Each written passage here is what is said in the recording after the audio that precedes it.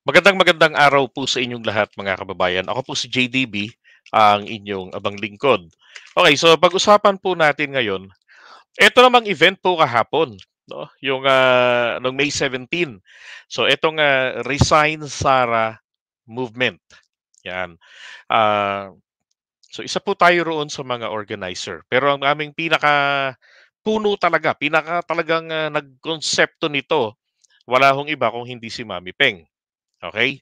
Ngayon, nung nagkaroon itong event na ito, meron kung napansin niyo minauna na yun naman pala yung sa may Senate, ito ay inorganisa naman ni Ate Zen. Biglaan ito, parang 2 days lang nalaman ko na 2 days before, doon ko lang nalaman sa live na merong ganong rally. Kaya nga hindi ko ma-confirm sa ibang nagtatanong na gustong sumuporta kung yun po ay sa aming grupo. Kasi ito lang talaga ang alam ko. At ito ho yung nangyari. Meron dong mga dumalo na hindi po sumipot kahapon. Okay? So merong, ito nakarating dun sa amin, na pag-uusapan din kagabi, may mga humihirit kasi ng pang-transportation. Yan. Ngayon, gusto ko lang pong linawin, ito po ay rally ng mga vloggers. Okay? Rally to ng mga vloggers. Hindi po ito rally ng kung sinong politiko. Okay? Ang maliwanag dito, ah, kaya ho ko konti yung mga tao na nagpuntahan doon. Actually, marami na yun eh, kumpara doon sa inaasahan namin. Dahil ang hinihingi lang naman namin doon ay magkaroon kami ng maayos na sound system, tapos yung maayos na panahon, walang ulan. At yun nga, nangyari, salamat sa Diyos. Maayos naman yung sound system with matching LED pa kami kahapon. Oo. Ngayon, yung mga dumalo doon, ang ini-expect lang namin doon at least 300 or 500. Yun na naman yung inaasahan naming dumalo. Kasi hindi naman kinakailangan na mapuno yung lugar na yun tapos poproblemahin namin pag uwi nila, uulanin. Di ba? Kaya nga ang imbitasyon namin, yung mga kayang dumalo, pumunta doon. Di ba? And then, sa mga kapwa natin vloggers na inaasahan nga natin, ng mga kasama nating sumusuporta sa administrasyon, yung mga nakasama natin noon nung panahon ng kampanyahan, diba? Yung mga hindi pa bumabalentong, inaasahan natin na susuporta. Yun. Ngayon, importante po sa amin dito ay yung naipahayag natin ng ating mensahe. Bakit hinihingi natin na mag-resign si VP Sara? Kasi hindi naman po commensurate yung kanyang serbisyo kumpara diyan po sa kanyang performance sa DepEd. Tuloy-tuloy ang sweldo, napakalaking sahod, life-changing ika nga, pero yun pong kanyang performance, hindi po tugma. So kung sa ibang mga institusyon na private companies, sinipa na ang ganyang klasing empleyado. Di ba? Pero dito, out of courtesy, hinihingi po natin na siya ay kusa ng magbitiw sa kanyang pwesto. Dahil ang ating Pangulo, hanggat maaari, pinipreserve niya ang unity team. Pero sa atin naman pong isinisigaw, hindi po natin kailangan na ang unity team. Dahil nanalo na tayo sa halalan, nakapwesto na ang ating Pangulo, ang kailangan po natin ngayon ay unity. At yun po ang problema natin kay VP Sara sa kanyang pamilya. 'Di ba? So ngayon, ito po yung ating mga nakasama. Ito, Jake Magnus, galing pa yan ng Batangas. Ito, kauuwi lang from Switzerland. Mukhang dun pa dumiretso sa rally. So, taga ano to, taga Naga City, Camarines Sur. Pareho ni Attorney Enzo Recto, ni Attorney Tumutorgo. Yan. Kakiraki Don Kengkoy from Cavite. Yan. Admin Rich from Cavite pa rin. Ito from Mindanao, Surigao yata, si Munting Tinig. Ito, Kainta from Rizal. Ito, from QC, kaibigan ko, Mami Peng. And then, so Ibatang Maynila to, yan, ano pa ba? Yan, si Biyahe ni Koy ng Caloocan.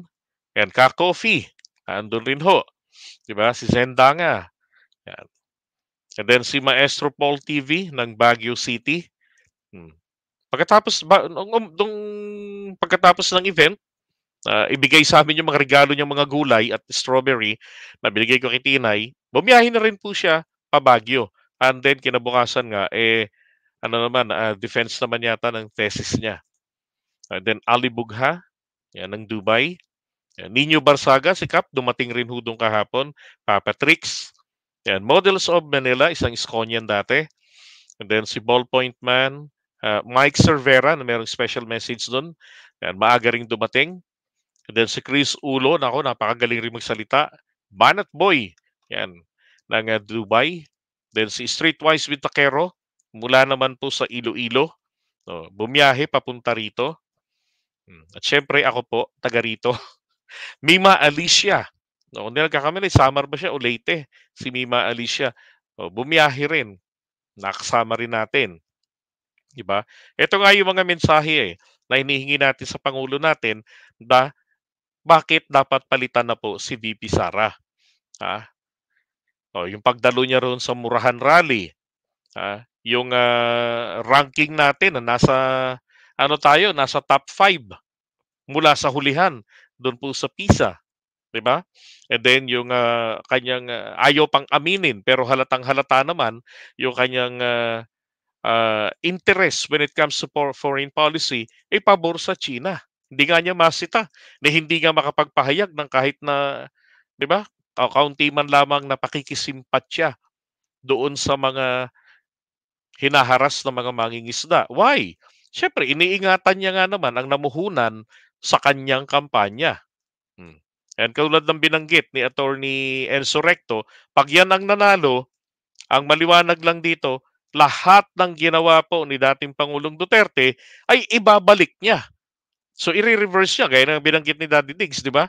Doon sa kanyang interview na Chinese media na nag-sorry siya because he's no longer the president of this country. Well, actually, yun po ay direktang message sa China that he feels sorry kasi hindi na siya makapaglingkod ng may kapangyarihan kundi impluwensya na lamang sa mga Pilipino para sa interes ng China.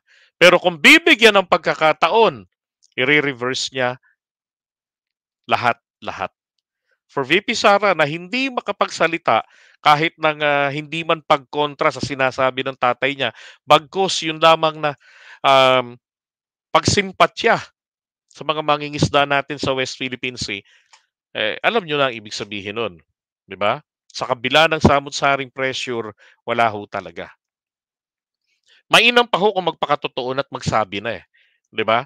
Pero kung ang isang leader ho na laging nagtatago sa pakiramdam, 'di ba? Yung nakikiramdam lang na ano na ah, baka hindi magustuhan ng mga tao yung aking sasabihin, yung aking stand, I'll wait for my time, 'di ba yung gano'n? Oh, eh hindi ho yan leader na maituturing. Yan po ay isang politiko. Alam niyo naman ang politiko, kung saan maganda ang panahon, nandun po ito. Yan. Okay, andun si Mima Alicia. Busy si Kap, kaya nga kalaunan din, siguro isang oras lang nagstay doon, umalis na rin siya, si Nino. Gusto niyo ba na magsalita si Nino? Paliguan niya ng mura mga yun. Bawal ang mura. Okay, eto yung 125 million. Nako, natawa ako, binanggit ni Nakoy kahapon, si Kimbo, no? Na siya yung nagsulong ng budget ng DepEd at ano DepEd, no? Siya mismo ho ay nagulat. Kasi nga ang sabi is within 19 days naubos ang 125 million na confidential fund. Yun pala, nalaman niya sa COA 11 days. Grabe. Sabi ko nga, wala ho akong problema ro kung kahit na 2 araw lang naubos niya Kasi sabi niya, meron kaming mga existing projects na hindi pa nababayaran at binayaran nila. Kaya naubos agad. Pero furtherly, nung tanungin siya ni Risa Ontiveros, hindi niya akalain, isa siyang abogada, nadali siya ng politeness ni Risa. At nasabi niya, nalabag sa, hindi man direkta ha, pero yung mga paraan, I mean, kung paano niya ginastos yung perang yan, tree planting, libreng sakay, yung pang-livelihood, yung mga munting puhunan, yung ganyan. Ilabag po yun. Labas yun sa panuntunan sa paggasta ng confidential fund. At ang katuwiran, in one of her interview, sa hearing yun ng Kongreso, magiging madali daw po buhay nila if they have the flexibility of confidential funds. My God. Ginawa niyang discretionary fund ang sensitibong confidential fund. Hindi tama yun. Diba? To no loyalty, no comment, holding of learning materials. Yan. Okay, and then yung time out, DepEd unremitted taxes. Now, ito ho isang malaking sampal sa kanila. Dahil po itong si Dagul, no, yung isa sa mga Digonians, uh, nagkomento, tinatawanan niya to. Sabi ni Dadagul, ay ano daw, kino-comment niya ito kasi mali po yung spelling nung unremitted taxes. Ngayon, alam niyo ho yung kwento dyan sa unremitted taxes na yan. Yun pong nag-print ng tarpaulin, yun pong tumulong lang sa kanyang tatay na high school student. Para yatang senior high. No? Kasi simple lang naman itong i-design sa Adobe Photoshop eh. Siya po yung tumira nito. Ngayon, ang problema, nakapag-print na. Nakakahiya naman na ipaulit mo pa dahil lamang dito. Paano yung materials? 'Di ba? Masasayang yun. Oh, magkano kita nila rito? Dati ako nasa ganitong negosyo. Hindi naman po kalakihan yung sa mga tarpaulin. Lalo ngayon, mataas na ang competition. So, bagsakan na ng presyo. Hmm. Kaya sabi ko, comment ko, alam nyo, Dada, ito ay isang pagpapakita lamang ng napaka poor na sistema ng edukasyon natin dito sa Pilipinas. Kaya, kita nyo, nag-reflect dyan sa spelling ng unremitted, ng DepEd unremitted taxes. Pero ang tanong, meron ho ba talagang ganyang pangyayari? Parang nasa 555 billion pesos, kung di ako nagkakamali sa figures, na hindi po nila talaga na-remit. Nitong mga taga DepEd. Tapos yung ghost employees, 'di ba? Sabi ko nakakatawa naman. Pinuna na itong unlimited. Ito yung nagpapakita lamang ng kaingutan, hindi muna niya inalam ano ang nangyari. Alam niyo ba yung bata ho, napagalitan pa ng tatay? 'Di ba? Tama nga naman na dapat i-Google yung tamang spelling. Pero yan nga po, ulitin ko lang, yan ay pagpapakita lamang ano ang klase ng kalidad ng ating edukasyon. 'Di ba? Under yung high school, under yan ng DepEd. Ito pa, ghost students, ghost employees, unregistered bank accounts. My God. 'Di ba? Ngayon, eto. Sabi nila, wala naman daw kwenta yung rally ng mga vloggers. Akala kasi nila, parali po yan ni PBBM. Kung parali po ito ng politiko, my goodness, punong-puno yan dahil merong mamumuhunan para po sa mga buses, transportation nila, 'di ba? Kami nga hinihingian ng iba panggasolina lang eh. Ang problema, panggasolina makakabigay ka. Ang problema ron ay yung pagrenta ng sasakyan, 'di ba? May mga humihirit pa ng ganon. Kaya nga hingi lang natin ay maayos na audio system, tapos may pagkain, t-shirt. So, at salamat ng marami sa inyo na mga sumuporta. Talaga namang malaki. Nagulat nga rin po si si Takero dahil sabi niya ganito lang rally natin. Maliit lang na rally. Ang laki ng ginastos natin dito galing sa pera ng mga tumulong sa atin na mga OFWs at yung mga lokal na nandito sa bansa natin. What more? What more dun sa mga rally ng maisog? Etong ating entablado, wala man lamang ito sa 1/4 nila, 'di ba? Yung ilaw nila, sound system nila, naku, saan nila kinuha yung pera na yun? Oh, gumagastos po sila ng mahigit sa 1 million up to 1.5 million sa isang rally lamang. Oh, plus wala pa silang pakain. Kami, wala hong nagutom kagabi. Yun ang sinigurado talaga ni Mami Peng. Kaya nga ang aming hiling, kahit man lang sana maka 300 tayo, up to 500.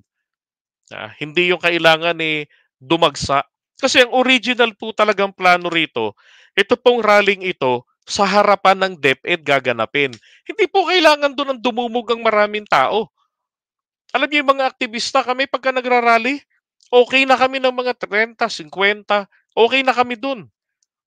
Pagka nasa mga ganyang gate, kasi hindi pwedeng makaabala tayo sa mga lansangan. 'Di ba? Kaya nga, kahit na may permit sa Pasig City, napagdesisyonan, diyan na ganapin sa Freedom Park ng Manila. Diyan sa harapan ng post office, yung Liwasang Bonifacio.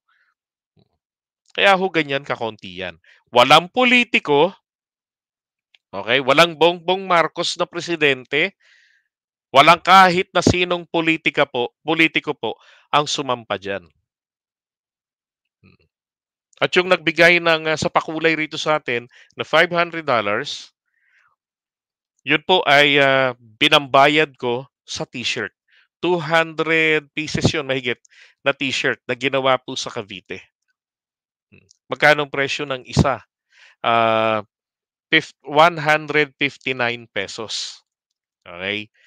Tapos sagot pa namin yung transpo noon kasi hindi dineliver, hindi biyahe si Mami, si Mary May dito sa Manila kahapon. Plus yung nagrally rin doon sa may Senate, nakita ko sila roon. Problema nila tubig, may dumadaing na wala nga kaming tubig dito. Sa mga nagrally sa Senate, bumili pa ako ng mga tubig nila. Nakakahon. Yung malapit doon sa tapat ng Diwata, Pares, may nagtitinda doon na sa bangketa ng mga may tubig sila. Bumili ako ron sa kanila. Hindi pira-piraso po, nakakahon ang binili ko. Doon ko ginamit yung pera. Okay? Wala kaming binulsa. Now, ito naman po, no, post ito ng For the Common Good of the Filipino People. Yan, sabi, to the Filipino people and also DDS, we love you, VP Inday Sara Duterte. Yan, when Friday, May 17, 2 p.m., Bonifacio Shrine. Yan, nilagay na lahat ng pangalan. Kartilya ng Katipunan o Heroes Park is a public park and a plaza in Ermita, Manila, and located just north of the Manila City Hall, Mehan Garden, Liwasang Bonifacio. At Green. Alam niyo ho ba, ito hinahanap namin to kahapon. Kasi kahit papano, may makikita kami ron sa lugar. Konting kembot lang naman yung diferensya. Alaho eh. Ala ko nakitang na green.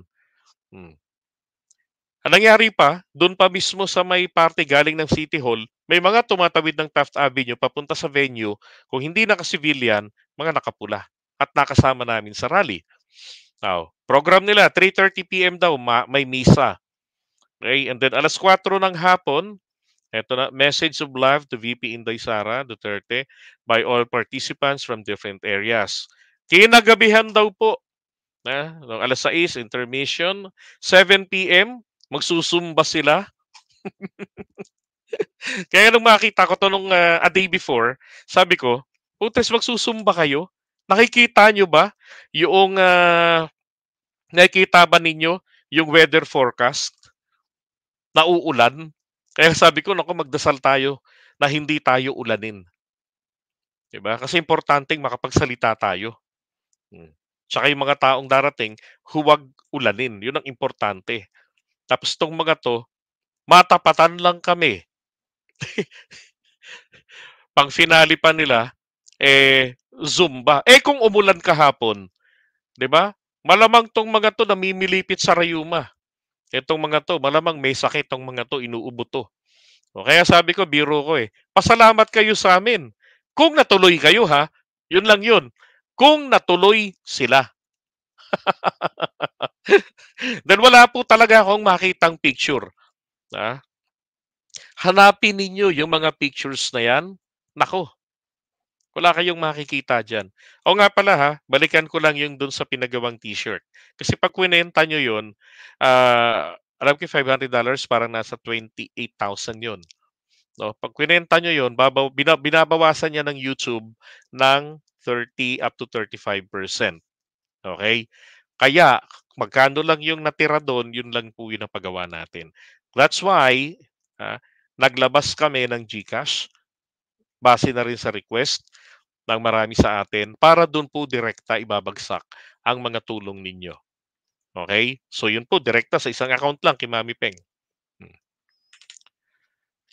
Alright, so now, balikan natin ito. So ito ho yung ginawa nilang pangtapat sa amin. And then, meron namang isang nag-post na dati nating kasamahan sa Manila Bay Vlogger, nandun tong mga to sa Tondo. Iilang piraso lang naman din sila. At nandun nakatutok po ang media, Peking Media pala, ang SMNI.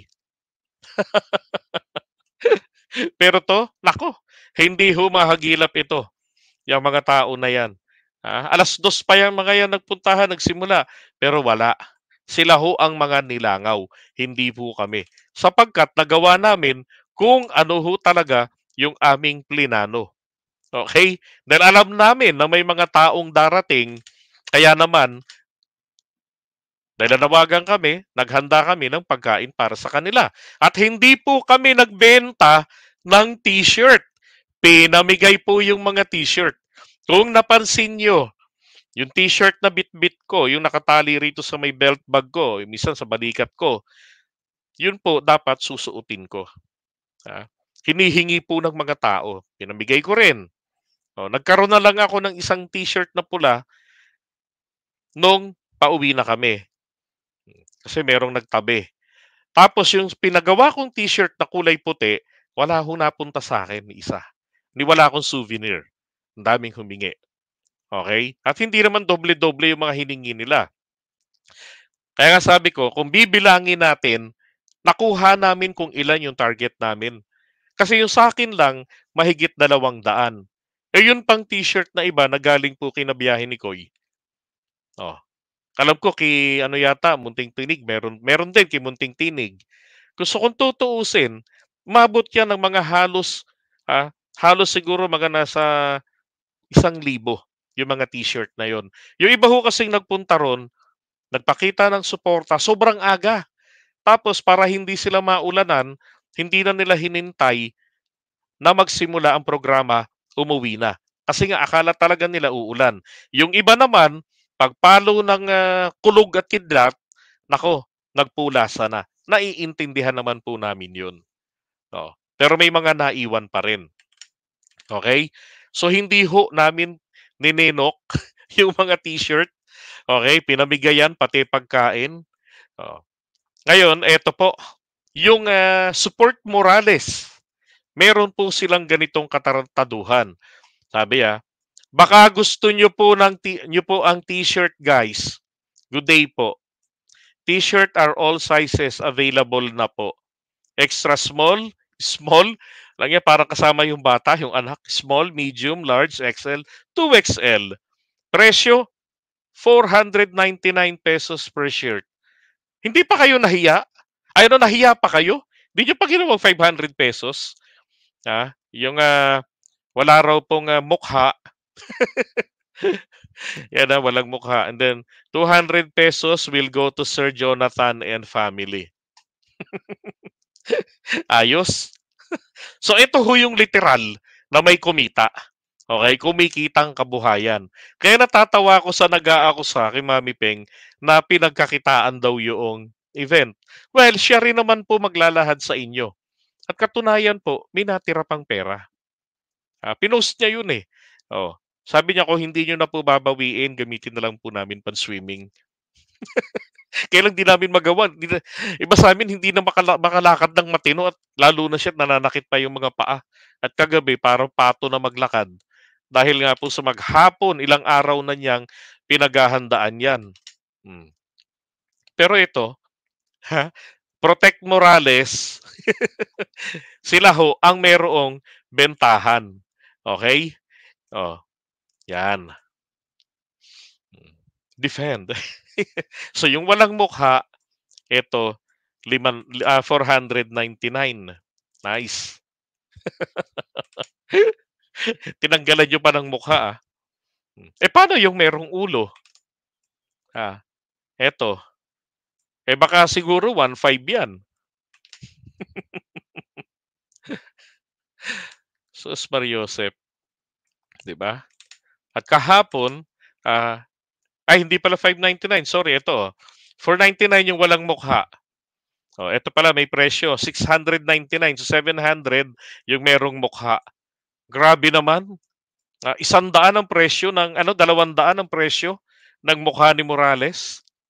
Kapal moks din naman talaga kayo, no?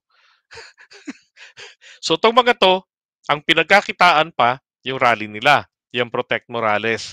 Tapos ito naman pong pantapat nila sa amin, sila po yung mga tunay na nilangaw. Mamaya na yan. Okay, ngayon, eto po, tinan yung I will show you some video rito. Okay, teka ha. Bakit nga ba naman natin hinihingi po na mag-resign si VP?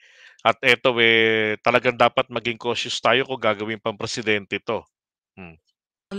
Ma'am, Vice President, could you just give us your thoughts on the State of the Nation address? Yes. So initially, the State of the Nation of President Marcos, I think everyone or many of those who do not understand economic numbers were overwhelmed with the numbers in the first part of the speech. That was, I think, the reason why it took a long. Diyan pala nanggaling yung itok. Diyan pala nanggaling yun. Anak ng baka naman. BP Sara, bakit naman ganon? Walang niya, itok-katok. With the number. Ito tinatanong po kasi siya, ang sabi sa kanya, anong masasabi niyo po sa State of the Nation address ng ating presidente? 'Di ba? Hirap na hirap mag-express. Ito sana mabuti sana kung tama pa yung pagkakaintindi niya Economic part was in the beginning, and many people really do not understand economic numbers. But another observation of mine. Inang yan. Hindi naman pinaobserbahan eh. 'Di ba? Anong masasabi?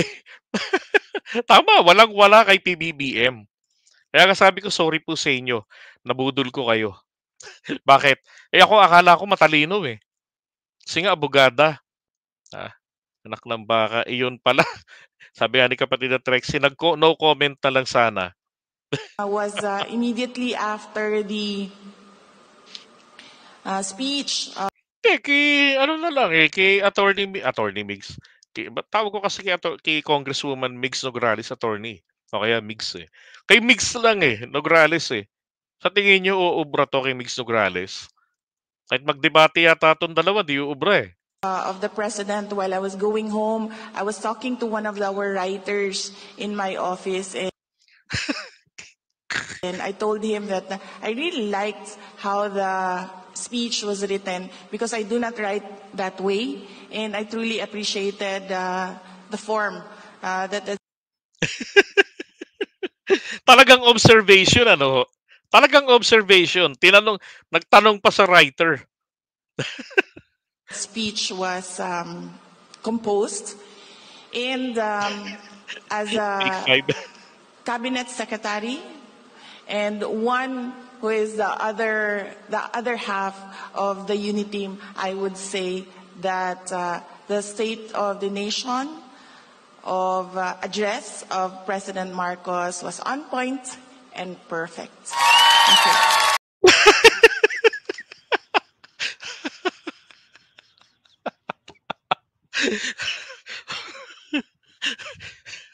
Sus Mariosep.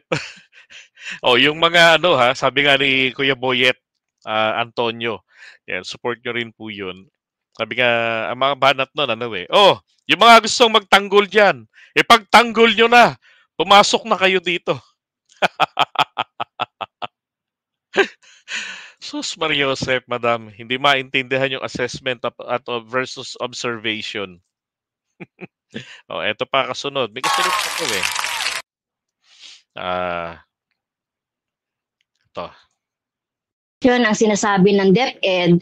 So ano po yung gusto nyong legislation para mapataas natin yung reading comprehension ng mga bata at saka yung mathematics and science abilities? Primarily, na-mention po natin doon sa ating presentation, if the Department of Education is given the budget that it is requesting, we will be able to open more programs to address the learning problems of our students. So, initially po, lumapit na kami sa Pangulo at sinabihan ko po ang Pangulo na if you give me 100 billion, I will solve all the problems of basic education. Mga kapatid, please intindihin na lamang po natin, hindi po siya magaling sa English. Okay? Kasi sinabi, alam niyo naman po kung anong pagkakaiba ng would, 'di ba? Ng will, 'di ba? Ng may. Kaya kanya hong ginamit ditong salita ay will. Okay? Kaya lang nakakatawa lang kasi talaga programs to address the learning problems of our abilities. Primarily, na-mention po natin doon sa ating presentation, if the Department Halatang kabado no? of Education is given the budget that it is requesting, we will be able to open more programs to address we will be able to learning problems of our students. So, initially po, lumapit na kami sa Pangulo at sinabihan ko po ang Pangulo na if you give me 100 billion, I will solve all the problems of basic education. Grabe, no? Naalala ko rin kasi nung pagkaupo, humingi ng confidential fund sa Pangulo. 400 million ang hinihingi nila noon, pero naaprubahan lamang at na-release sa kanila ay 125 million. Na inubos ng 19 days daw. Pero pagdating sa COA, sabi ng COA, no, 11 days. And that is what I want to reiterate as well to Congress and the House of Representatives. To Congress and the House of Representatives. Abogada yan Basic po sa abogada, ang basic structure ng ating pamahalaan. Ang Legislative Department, binubuo ito ng Kongreso at Senado. Pero sa kanya, ewan ko, parehong Kongreso lang yun If you give us, the people here sitting in front of you. Ano? If you give me, give us. Ano sa inyo iaabot? Yung 100 billion? Come on, madam. 100 billion, we will be able to solve the problem in 6 years. Thank you. Sabi ng DepEd. Diba? Grabe. In 6 years po, they will be able. Diba? Parang ganyan din, Ito pa isa. Kasi alam ko isa ako sa nag-cause ng stress because I do not come from the education sector. I do not have an education background, so I cannot review what they are doing.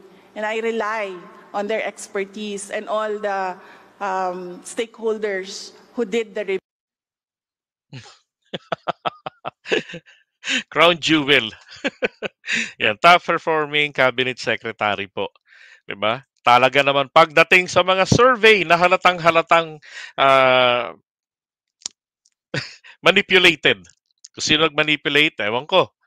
Diba? No. Kung yun naman po ay mga legit na survey, ganyan naman po kalala talaga ang pagiging napaka-poor ng sistema ng ating edukasyon. Kasi yung mismong kakayanang umunawa, umintindi at magsuri, hindi na po kaya. Yung mababa, mahina ang performance, yun pa yung sa paningin nila, na pinakamagaling, pinaka-the best na nagtatrabaho sa gabinete ng Pangulo. Shoutout kina Attorney Harry Roque. O, yung alaga nyo, turuan nyo munang magsalita. My God. Ito pa, isa. Isang kandidato dyan na hindi nagsisinungaling, kaya hindi dapat nagiging issue ang honesty ngayon. Tingnan yung mata. Lahat sila sinungaling. Lahat ng tao sa mundong ito sinungaling. Parang sinto-sinto. Sorry for the word. Thank you.